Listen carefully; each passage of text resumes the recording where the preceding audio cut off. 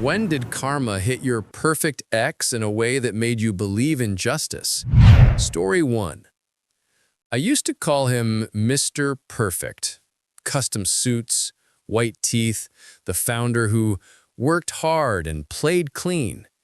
He also emptied our joint savings, temporarily, to cover a cash flow dip, then broke up with me over a charcuterie board because pressure reveals incompatibility. He gave me half a month's rent and a LinkedIn endorsement on his way out. 2 years later, I landed an HR role at a mid-sized firm that acquired his startup. Integration week was a parade of slide decks and espresso until the auditors pulled a surprise session. The board wanted all hands in the atrium. Everybody, including him, gleaming like a magazine ad in the front row. The auditor projected a code repository timeline. She said, "We found a licensing irregularity." The irregularity was a whole product, his flagship proprietary platform, which turned out to be open source with a viral license that required attribution and shared improvements.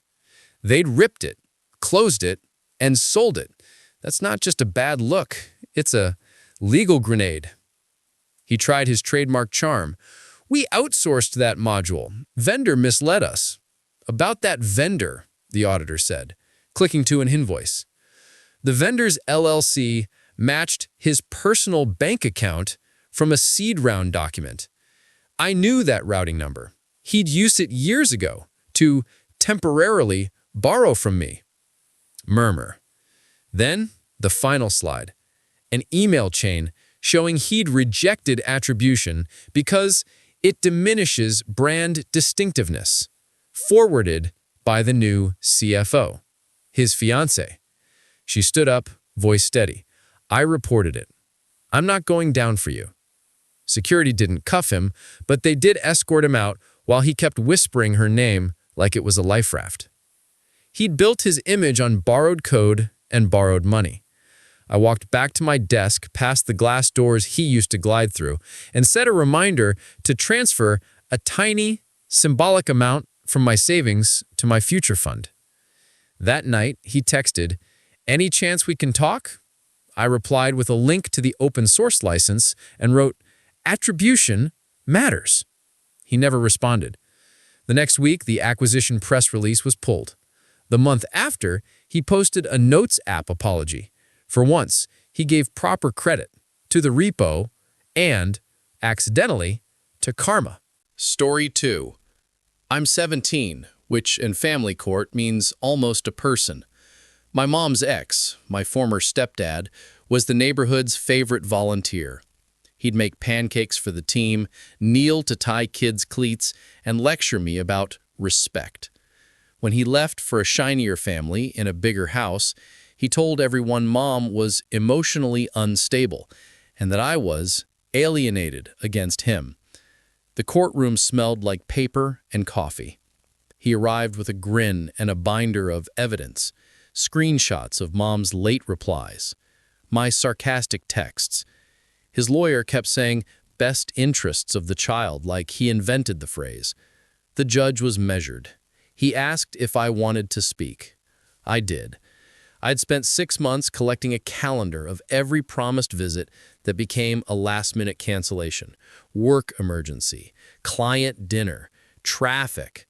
I had a spreadsheet with dates, times, and my group chat messages begging rides that never came.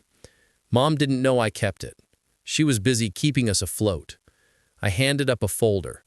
I color-coded, I said, because apparently I was going to cry if I didn't joke.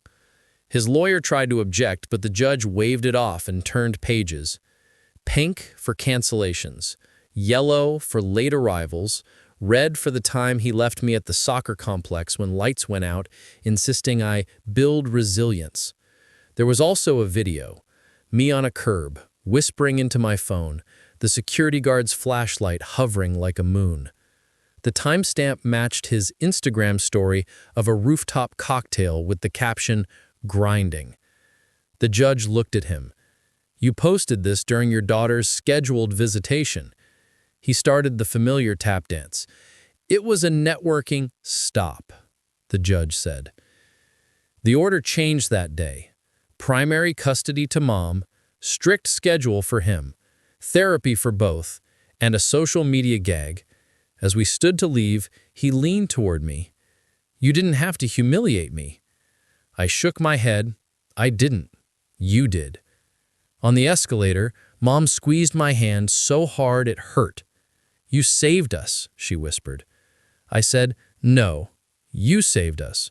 I just turned the lights on." Karma didn't arrive as police sirens.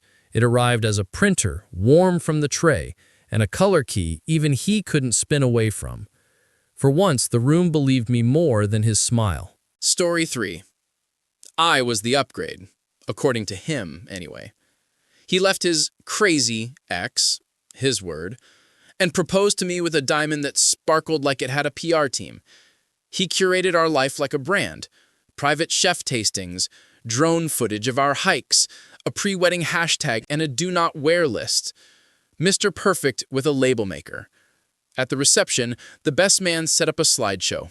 Childhood photos into college hijinks, into us kissing on a cliff top. People cried. Then a new folder appeared. Memories. Sync. The screen flickered. AirDrop had connected itself to the venue's Mac, auto-populating with recent media from the groom's phone on the same Wi-Fi. First, a mirror selfie from a hotel bathroom 2 weeks prior. Then a screen recording of DMs with someone named B. Then a video nobody could misinterpret. His hand, a voice that wasn't mine, the same watch he was wearing now. The room gasped in waves like it had lungs. The bass man froze. The crowd turned to the DJ, the planner, the ceiling. I watched my husband-to-be sprint across Parkgate in patent shoes shouting to cut the feed. The technician fumbled. The clip looped for 3 eternal seconds. I didn't cry. I counted the beige tiles under my chair and thought about the return policy on our monogrammed napkins. He grabbed the mic. "This is a hack! Someone's sabotaging! This is my ex!" The best man, his cousin, took the mic back. "No, man," he said quietly. "It's your iCloud." Later, he told me he'd tried to warn him, that he found the messages when my fiancé asked him to pick up his phone mid-rehearsal dinner. That he assumed I knew because, surely, no one would build a life on this many soft lies and ceramic smiles. I walked to the stage, took the mic, and said, "Ladies and gentlemen, we won't be doing a first dance. But please eat the cake. I paid for it." I left my bouquet on the DJ table like a tip and walked out into summer heat that finally felt honest. On the way home, my phone buzzed with texts from strangers at our wedding, tagging the hashtag with apology emojis. My ex posted a black square later with "Respect our privacy" in white font. Comments were disabled, but not before someone screenshotted the top one. From B, it said, "Karma's got Wi-Fi too." Story 4. We were never married, but he insisted on calling me his common-law wife at parties because it sounded rugged. He had a reputation for fixing things: fences, spreadsheets, bad moods. He left when our daughter was 2, telling everyone I wanted too much. He paid support like it was charity and attended soccer like a celebrity cameo. His father died in late autumn. The funeral was a cathedral of brown coats and folded programs. I went for our kid. She wore black sneakers and held my hand like a tiny anchor. Mr. Perfect shook hands, hugged widows, looked like a saint. After the service, the family gathered at the attorney's office for the reading of the will. Old wood, soft lamps, a bowl of peppermint candies that tasted like dust. I waited in the hallway, scrolling and sipping burnt coffee, until the attorney popped his head out. "You should come in," he said, eyes flicking to my daughter. The will was straightforward until it wasn't.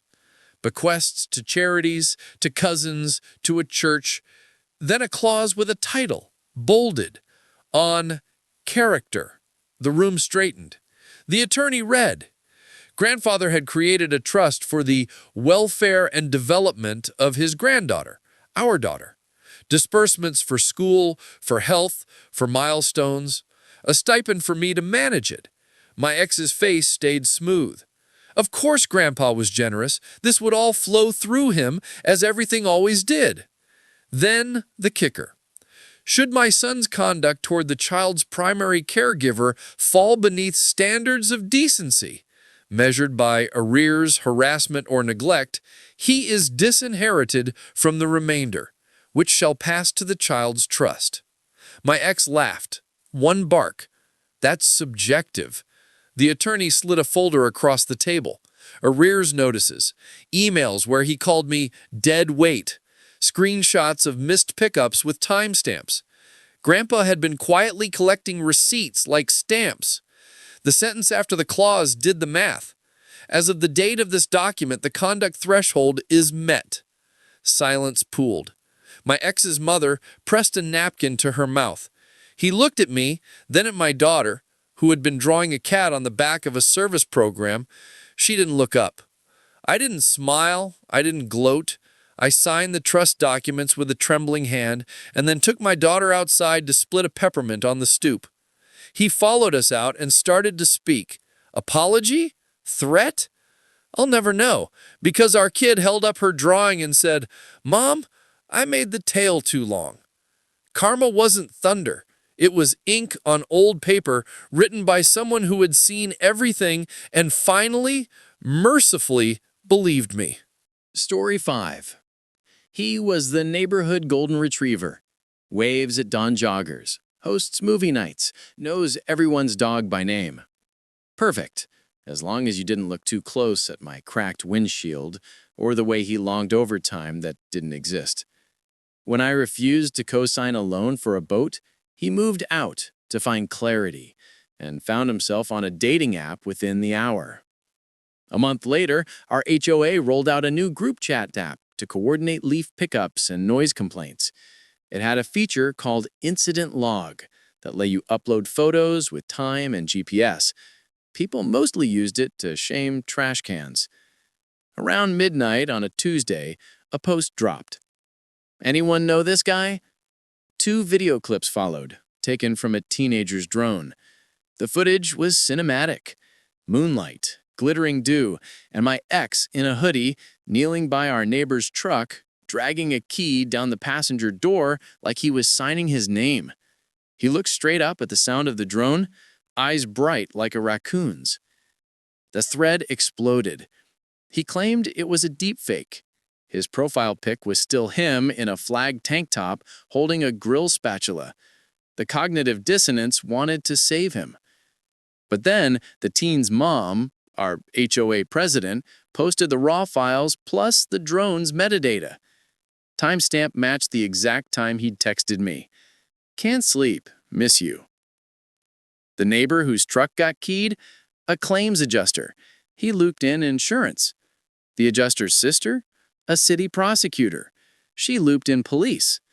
It turns out that when you vandalize 3 cars while on disability for a wrist injury, the state gets curious about your timesheets too. They didn't arrest him at dawn or center stage him for spectacle. They emailed him. He started deleting posts and changed his profile pic to a sunset. But the HOA archive kept everything, and the teen, God bless journalism clubs, dumped a PDF to the incident log titled Primary Sources. At small claims court, he wore his jogger smile and called it a misunderstanding.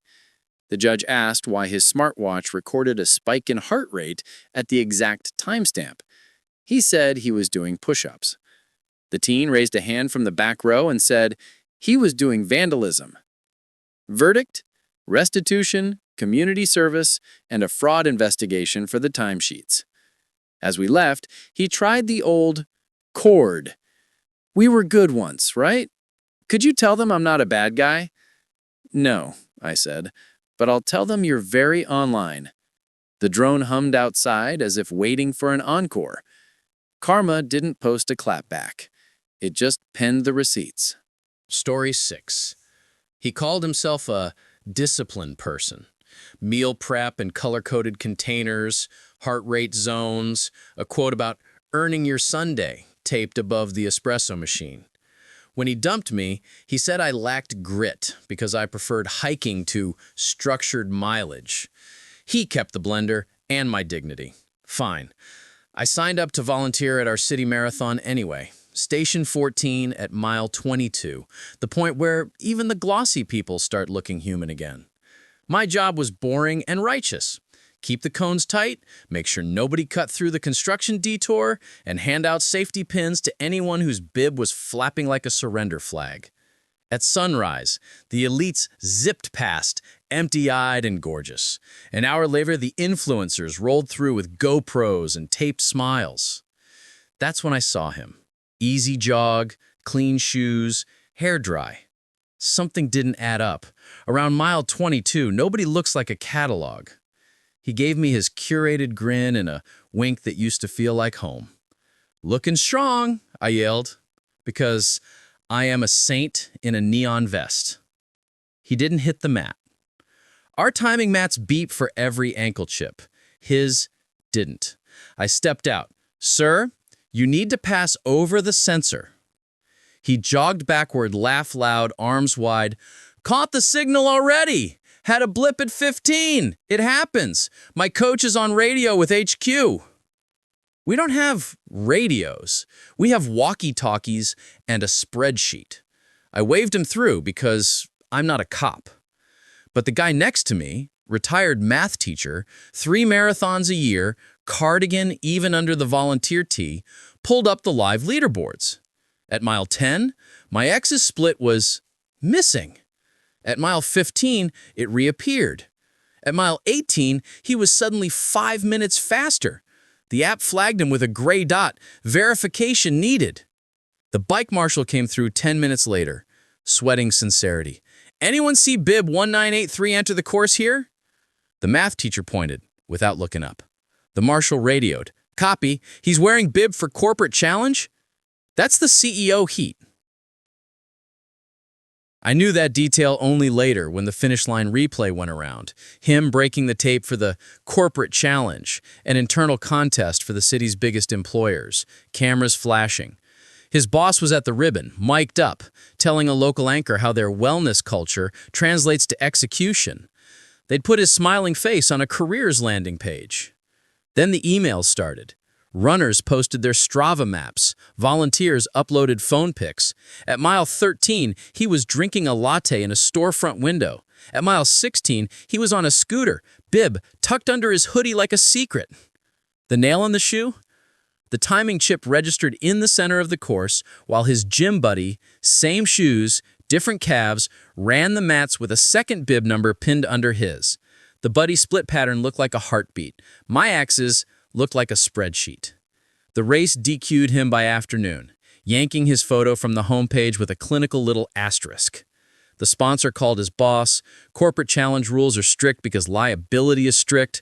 They didn't just revoke his trophy, they pulled the firm's team prize for integrity violations. Monday came with no ribbon cutting at stand-up, just HR in a glass room with blinds tilted like eyebrows. That night, he texted me the first time since the blender. "Funny running India today. You looked helpful." I typed, deleted. Finally, "Want your safety pin back?" I attached a photo of the pin in my palm, the same tiny metal hinge that keeps things honest when you're moving fast.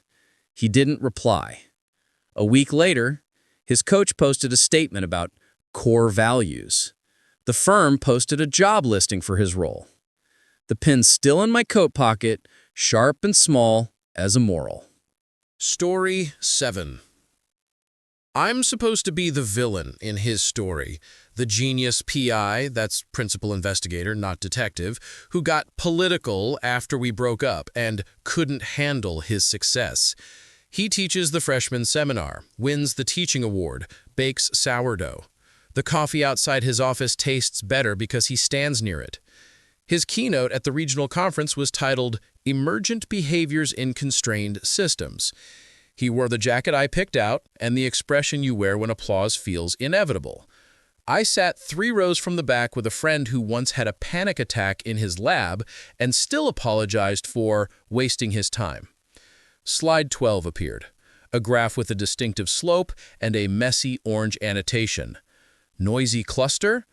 My friend shot me a look I felt in my bones. I'd seen that scrawl before, on a screenshot from a late-night Slack 2 years ago when a grad student named Mira first noticed an anomaly. Mira, who left the program after her authorship, didn't make sense for the journal's scope. Mira, who once asked me how to forage mushrooms and then ate dry cereal on a park bench because grad stipends are an expensive joke. Q&A time. Compliments first, like parsley. Then a hand rose near the aisle. The kid couldn't be more than 22, hair in a messy bun, badge flipped backward. "Thank you," she said, voice steady. "Can you talk about the provenance of slide 12? He smiled. "Our lab produced that result last spring." She nodded. "Which lab member, and when you say produced, do you mean observed first or finalized figure?" A murmur. He kept the smile. "We work collaboratively. The team—" She held up a laptop so the panel could see. Camera zooming.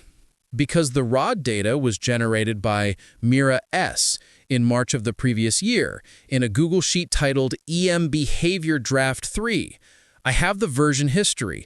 I have the comments. I have your suggestions on the right side, including—" She squinted. "Let's keep authorship focused on people still in the lab. I'm the undergrad who helped her export it after you removed her name from the Overleaf draft. Mira asked me to hold this until you presented it publicly. She's at the back." Every head turned. There she was, quiet, cardigans, a paper tote bag, hands folded around a conference program. Not a scene stealer, not a fighter, just someone who'd be told to be grateful and small and then learned how to be precise instead. He tried to pivot. "This is not the appropriate forum for personnel." The moderator coughed. "Authorship is core to scientific integrity. Answer the question." His face did the thing I had only seen in private, where charm is a sweater and he can't find the hem. He talked for 4 minutes and said, "Nothing." The organizer cut the mic. By evening, screenshots of the revision history were on academic Twitter with the fury of tenured scholars who remember the grad they used to be. The department chair welcomed an independent review. He canceled office hours to focus on reflection. I walked across the plaza and found Mira on a bench with a paper plate holding 2 stale cookies. We didn't do confetti, we shared the cookies. He emailed me that night, "This isn't fair." I wrote back, "It's version control." Justice wasn't a roar, it was a quiet tab in a Google Doc where every deletion had a name. Story 8. I'm the tech at a small veterinary clinic that smells like oatmeal and sadness. People confess to me. They overshare while their pets pretend to be brave. That's how I met him. My sister's ex, the animal rescuer with glossy photos and a website full of sepia filters and biblical quotes. He'd left her for a woman with a bigger Instagram following and a farmhouse sink. He posts videos in flannel saying words like stewardship. He brought in 3 rescues for vaccines. 2 fluffy designer mixes with names like Luna and Birch, and 1 purebred Frenchie with a smashed-in face and eyes like marbles. We pulled these guys from a backyard breeder," he said, voice dipped in maple syrup. "I'm covering all the costs. We don't accept donations for cases like this." I scanned the Frenchie for a microchip because we scan everyone. Beep! A number like a license plate popped up. I typed it into the registry. The owner's name? Not backyard breeder. It was a woman from a suburb 20 minutes away. Status? Lost. Notes. Reward. Children devastated. The dog's name? Pepper. The registry pinged the owner automatically. I felt my pulse in my teeth. "Sometimes breeders chip their dogs," he said easily. "Shady trick. You can't go by that." I smiled with every tooth I had. "Of course. Let me just, standard protocol." I excused myself to the back and told my boss, who doesn't raise her voice but can lower a room's temperature by 10 degrees. Within 20 minutes, a minivan screeched into our lot. A kid tumbled out with a poster board sign of Pepper's face, hand-drawn hearts around her squashed nose. The mom burst into the lobby and saw the dog on our table and started crying so hard she sat on the tile like someone had unplugged her bones. My sister's ex stood frozen, caught between two versions of himself. "There's been a mix-up," he said. "I got her from a surrender." The mom flipped her poster. On the back was a printout from his rescue website, Pepper's photo with a new name, Aspen, and an adoption fee that could pay a month of rent. Commenters it sprinkled hearts. He'd posted the same day the mom reported her lost. We called the police because technically this was stolen property. The officer was a woman with a tattoo of a small daisy and the patience of a saint. She took statements and scanned the other two dogs. Birch beeped too. Chip registered to a breeder licensed in another state who had reported her kennel broken into 2 weeks ago. Luna had a freshly implanted chip registered to his nonprofit. He kept trying to narrate a softer story. "I'm a good man," he told the officer. "I save animals. I've been featured." She raised a hand. "Microchips don't care about your brand voice," and I almost kissed her. Pepper went home to her kid, who left us a bag of Skittles with a thank you note written in uneven letters, "For being detectives." The officer filed charges for possession of stolen property and something with the word scheme in it. His donors started asking questions. His farmhouse sink girlfriend posted a story about taking time offline. My sister came by the clinic at closing carrying a carton of oat milk as a gift because she still thinks in small canvases. We watched the sun press itself against the strip mall across the street. "Do you feel better?" she asked. "No," I said, and felt my throat go tight. "But I feel less alone." He sent a mass email later. "We've had to pause adoptions due to unforeseen administrative issues." I printed it and taped it next to our scanner, and every time it beeps, I remember the sound justice makes. Story 9. I'm a city council clerk. Nobody notices me unless I mess up the minutes. I stamp things, swear in citizens, and clear the whiteboard between agenda items. It's a front row seat to small-time power dressed like civic duty. The night my ex got his karma, I was wearing flats and a cardigan that had seen 3 budgets. He'd always been perfect in a way that plays well in chambers. Realtor blazer, bike to work, knows everyone's first name. He left me after we bought patio furniture together because, in his words, I didn't scale. He got engaged to a developer's daughter and started talking about placemaking at barbecues. Agenda item 7B that night, rezoning a block by the river from light industrial to mixed use, so someone could build live-work lofts with artisanal retail. The applicant was his fiance's LLC. He signed up for public comment, 3 minutes, and a timer that turns red when democracy runs long. He said all the right words: vibrant, sustainable, activation. The council nodded like bobbleheads. A woman in a mustard cardigan, not me, took the next slot. She gave her name and address like a benediction, then unfolded a packet. "I support housing," she said, "but I'm here about conflict of interest, backdating, and a little thing called escrow." She clicked the pen. This LLC was registered 2 days after the option agreement was signed with the current landowner, whose realtor, she looked straight at my ex, was the gentleman who just spoke. He also represented the buyer. Dual agency requires disclosures. They were not filed. She laid down copies of emails, some printed with phone screenshots crooked at the edges. Also, this memo, she held up a PDF with his signature block, documents a $50,000 consulting fee paid from the LLC's escrow for neighborhood engagement deliverables, which appears to be a rooftop wine night with a bouncy castle. I typed as fast as my fingers could run. The city attorney, a man who uses commas like scalpels, leaned into his mic. "Mr. K, Did you disclose your dual agency to both parties in writing as required by state statute? He adjusted his perfect cuff. Absolutely. Everyone was aware. The attorney smiled without teeth. Then please provide those disclosures to the clerk for the record. I looked at the folder he slid to me. It was light as denial. Inside, a template disclosure with no signatures and a sticky note to himself about cleaning this up. We recessed. In the hallway, I watched the mustard cardigan woman hug someone in work boots. My ex paced, whispering into his phone like a man emptying buckets on a sinking boat. The counsel came back with their serious faces on. The attorney recommended continuing the item and referring potential violations to the state real estate board. They moved and seconded like a metronome. As the room emptied, his fiancée stepped up to the podium, hands shaking but chin high. For the record, she said, I submitted the emails. She looked at him, not at us. I'm not going to perjure myself for your bouncy castles.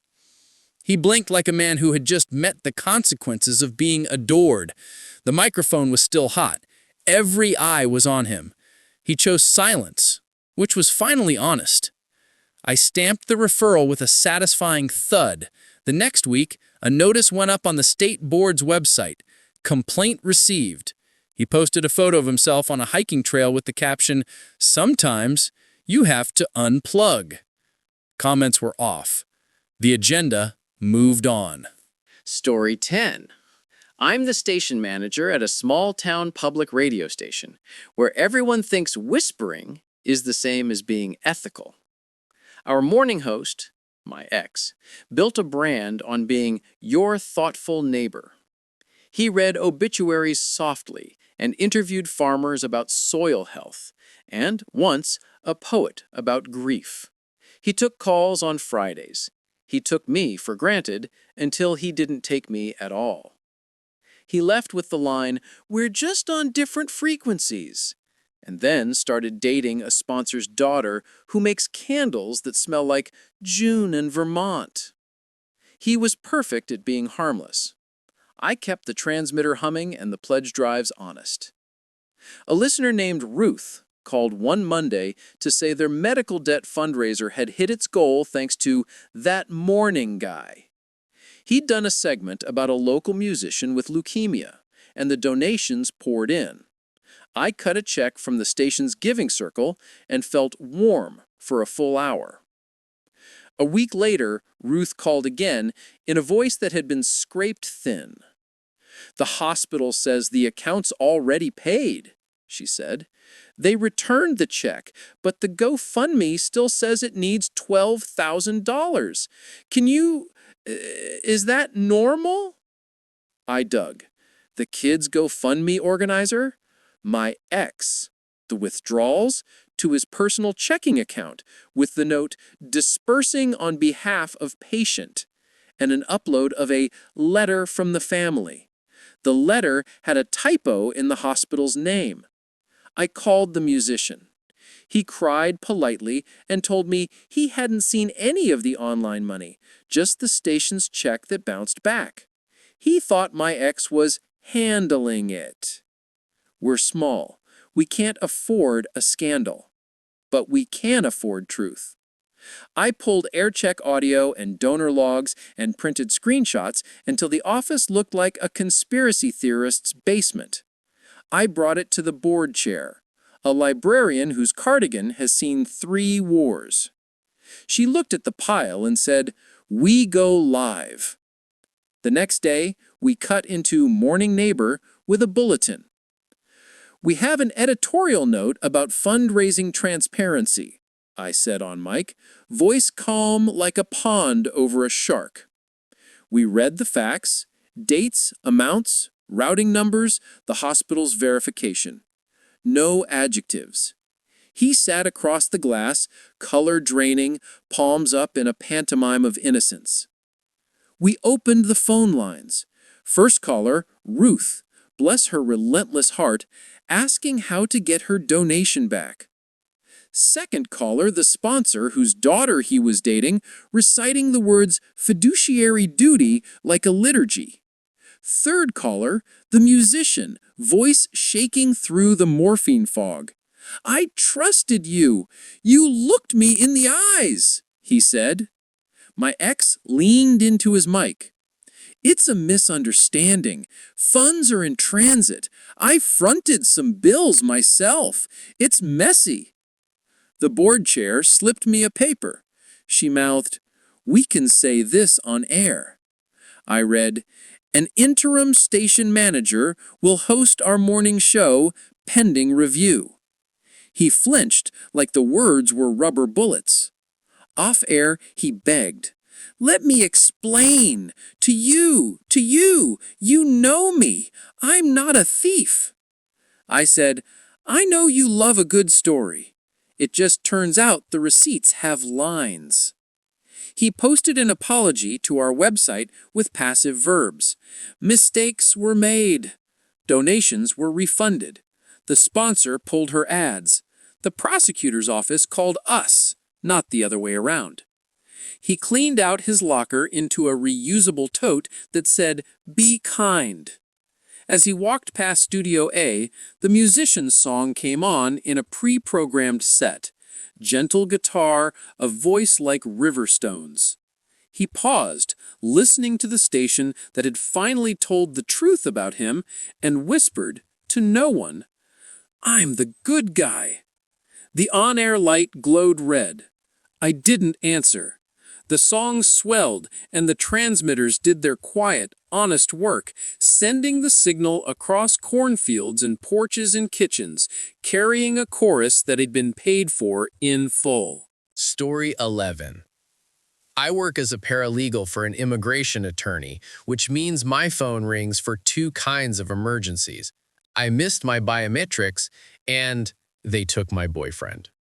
This time, it was both chaos and confetti.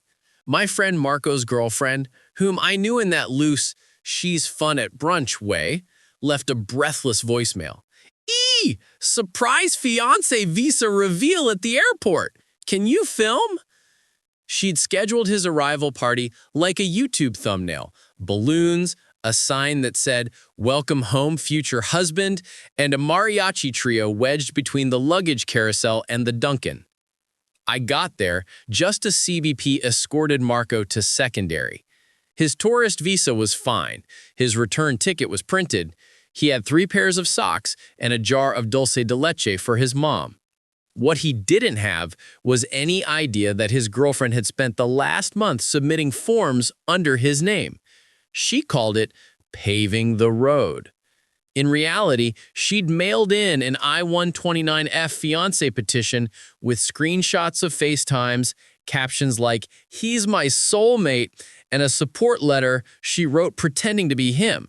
Same bubbly punctuation, same hearts. The petition hadn't been adjudicated, obviously, but it had been logged. Secondary screening already had a copy. "Intended immigrant fiancé," the officer said, pointing to her TikTok where she announced, "We're doing a K1," as if it were a skincare routine. The problem, tourists can't declare immigrant intent. The bigger problem, she'd added a line about, "He's never leaving again," said over ukulele. When I explained she wasn't a client and I couldn't advise, she blinked and asked if I'd at least hold her fiancé sash. CBP questioned Marco for 2 hours, while she led the mariachi in practice choruses. When they finally released him, it wasn't to balloons, it was to a cancellation of his tourist visa and a 5-year bar for suspected immigrant intent. He hadn't lied, he hadn't planned to overstay, but her cute paper trail and the airport spectacle made the narrative for him. She cried, saying, "It's not fair, love should help," as if federal statutes take payment in vibes. 2 weeks later, USCIS sent a receipt for the petition accepted for processing because bureaucracy is a conveyor belt. She posted it like a sonogram. "Our little case is growing." The twist came when Marco, back in Buenos Aires, showed me screenshots. She'd forged his digital signature on a sworn statement of intent to marry within 90 days of entry. Perjury, wrapped in glitter. When he confronted her, she said, "It's just paperwork. I was manifesting." He blocked her. I mailed him a list of waivers he didn't qualify for. I still have the sash, stuffed in a drawer with a rubber-banded stack of notices of action. Sometimes love letters arrive on government letterhead. Sometimes the stamp says, "Returned." Story 12. He broke up with me in the conservation lab, which felt symbolic. "This isn't damage, it's overcleaning," he said, like my love was solvent. He was the museum's golden curator. Linen suits, gentle voice, TED-style tours where he whispered dates like secrets. He preached ethical sourcing and decolonization and took selfies with school kids in front of a Mesopotamian relief. The gala theme that year was Provenance Night. New wing, new donors, big speech about transparency. I wasn't invited, interns aren't, but I was on coat check, which is how I saw him glide past with a donor on each arm and a bronze pendant at his neck. A small crescent etched with cuneiform, the exact shape of the missing fragment from a tablet we'd boxed months earlier because its edges didn't match the paperwork. I'd handled that jagged absence. It felt like a toothache. The keynote archaeologist flew in from Baghdad. She was small and fierce and had spent half her life cataloging what war turned into loot. "Objects have memories," she said into the lights, "and sometimes they remember their names out loud." She nodded to the audiovisual tech to cue a short film, footage of a 1990s dig, young researchers laughing in the dust, a tablet lifted, complete. Freeze frame. A delicate crescent at the edge, matching my ex's pendant like a missing button. She stepped off stage and walked straight to him. The room hushed with a kind of hunger only rich people know. "May I see your necklace?" she asked, and he smiled actor smooth and said it was a gift from a family friend in Turkey. She turned the pendant over. There, under the patina, an accession mark, a tiny faded ink AL 1992-7. The lab uses on everything that passes through. The handwriting unmistakable because it was my mentor's. Someone had scrubbed. Not enough. People love justice when it feels like a story. The board chair lifted his hand. Security did not grab him. They simply asked him to join them in the back. He tried to pivot. For context, the piece was deaccessioned in... The registrar spoke up from the donor table without standing. No, it wasn't. The archaeologist looked at me, coat check girl in black flats with a sharpened memory. "Will you come with us?" she asked. I followed them to the conservation lab where we kept our quiet sins. We pulled the box tablet, set the pendant in place, and it clicked like a puzzle that always knew how to end. Back in the hall, the keynote continued as if this were part of the program. "Tonight," she said, "we learned the object's name." The donors applauded like they'd bought the moment. My ex reappeared to polite distance. No one wanted a selfie anymore. The museum issued a press release the next morning about returning artifacts. He issued a statement about complexities. He resigned to focus on research. A week later, my mentor brought me a velvet tray. "Found this in the Lost and Found," she said. "The pendant?" No.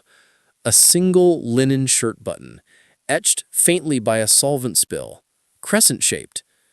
"Objects have memories," she said. "So do people." She promoted me to assistant registrar that afternoon. I logged the pendant's return with steady hands. Story 13. He called me granola because I packed snacks instead of chasing summits. He, on the other hand, was a mountain man with a drone, rescue volunteer on weekends, boulder-shouldered, forever posting about respecting the backcountry. He also left me at a trail junction in rain once because my pace was reverse evolutionary. I should have left him on airplane mode for good. I became a seasonal ranger after we split. You learn the sound of real distress. High, clipped, carried by wind. One Sunday, a Garmin InReach SOS pinged from the north face of Crow's Tooth. It's a serious scramble. Dispatch sent the team. I hiked the lower switchbacks to flag the landing zone for the bird. 10 minutes later, my earpiece crackled with his voice. Subject stable, he said, breathless heroic. Minor hypothermia, possible ankle sprain. Advise heli hoist for dramatic, steep terrain. I rounded a bend and saw his signature orange jacket on a ledge, arm around a guy in brand new boots who looked nauseous with gratitude, camera on his chest, blinking. The drone hovered. "You're not supposed to fly that," I said. He flashed that benevolent grin. "Documenting for training." The pilot arrived cranky. "This is clear for a litter carry," she said. "Hoist would be showy and dumb."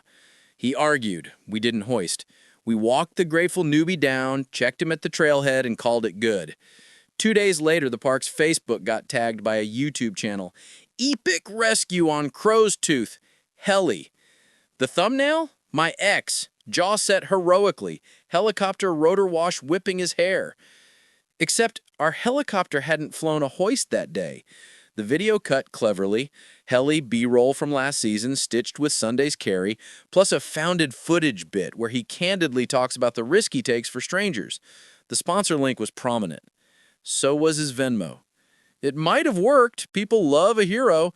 Except Garmin sends us incident logs with metadata.